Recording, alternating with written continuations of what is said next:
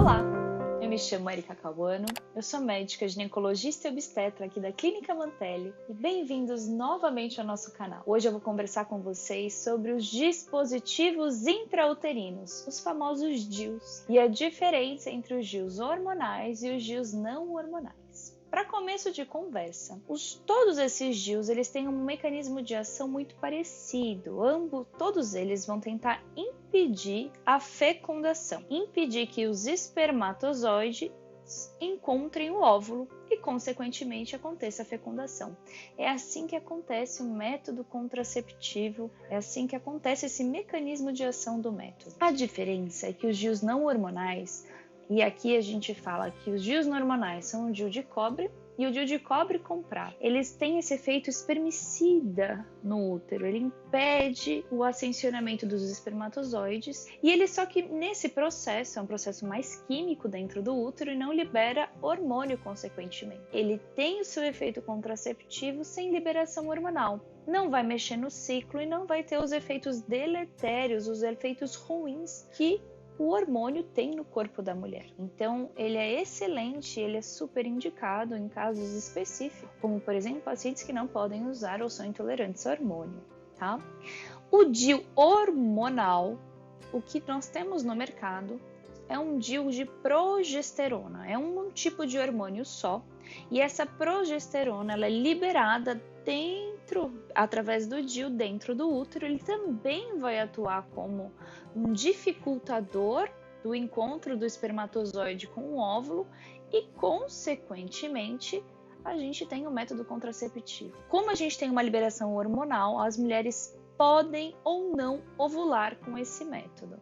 Então, existe uma tendência de 44% mais ou menos das pacientes até pararem de menstruar após esse método, ou pelo menos diminuírem bastante a menstruação e as cólicas, tá? Mas pode ser que a mulher continue ovulando e menstruando também mensalmente, sem a mesma regularidade e periodicidade que o DIU não hormonal traz pra gente.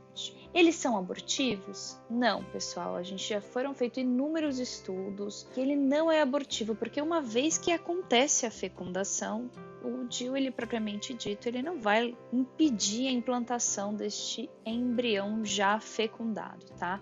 O método dele mesmo, propriamente dito, a evidência que a gente tem é que eles impeçam o encontro do espermatozoide com o óvulo. Quando que a gente escolhe um, quando que a gente escolhe outro, isso é uma escolha que a gente é feita muito particularmente, de paciente para paciente, com o seu médico, de acordo com as expectativas e os possíveis efeitos colaterais de cada DIU.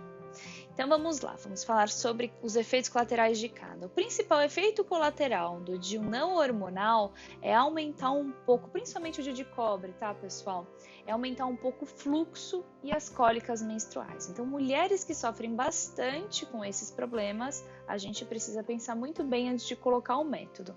O cobre com prata é como se fosse uma evolução desse DIU de cobre. Então, ele veio para estabilizar um pouquinho mais do cobre e, consequentemente, diminuir um pouquinho da cólica e desse fluxo menstrual tão aumentado do DIU de cobre, tá? Então, a prata, ela vem para mudar um pouquinho isso, mas não vai diminuir a quantidade de fluxo e não vai diminuir a quantidade de cólicas do que a mulher já tinha antes. O DIU hormonal, por sua vez, como ele libera hormônios, por mais que seja um efeito mais local, existem algumas mulheres que possam ter alguns efeitos colaterais dos hormônios. Elas podem se sentir um pouco mais inchadas, terem uma emotividade um pouco diferente, podem ter muita dor de cabeça, enxaqueca. Por mais que possa ser usado em mulheres com enxaqueca, diferente dos anticoncepcionais com estrogênio, ele também pode predispor um pouquinho a ter um pouco mais desses efeitos colaterais. E ele pode ficar pingando na calcinha um sanguinho, que a gente chama de spotting, tá? Porque esse endométrio, essa parte de dentro do útero fica tão fininho que às vezes rompe alguns vasinhos e fica sangrando. E essa irregularidade menstrual para as mulheres pode ser bem irritante. Além de tudo, o que eu gosto de dizer é que o DIU hormonal, para quem tem predisposição a ter acne, pode piorar um pouco se a gente coloca. Então a gente tem que pesar muito bem antes da gente escolher um método. E isso pessoal vai ser escolhido junto ao seu médico depois dele explicar e ser exposto à história de vocês, ao exame físico de vocês e ver qual seria o melhor DIU para cada uma dessas mulheres.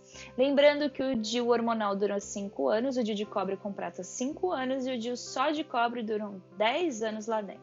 Caso queira engravidar, a gente tira o DIU, ele fica com um fiozinho geralmente para fora e a gente puxa esse fiozinho. Caso esse fiozinho entre lá, a gente tira com uma pinça específica ou com um aparelho que entra com uma câmera que a gente chama de esteroscópio e puxa esse DIU. O DIU, para quem usa DIU não hormonal, logo em seguida, tentativas liberadas, porque a gente nunca mexeu nesse ciclo menstrual feminino, então logo em seguida da retirada já está com risco de engravidar. Quando o DIU é hormonal, ele pode levar um tempo para readaptação, até uns 4 meses, o corpo entender e se eliminar mesmo o resto dessa progesterona, mas pode ser que logo que tire também já engravide.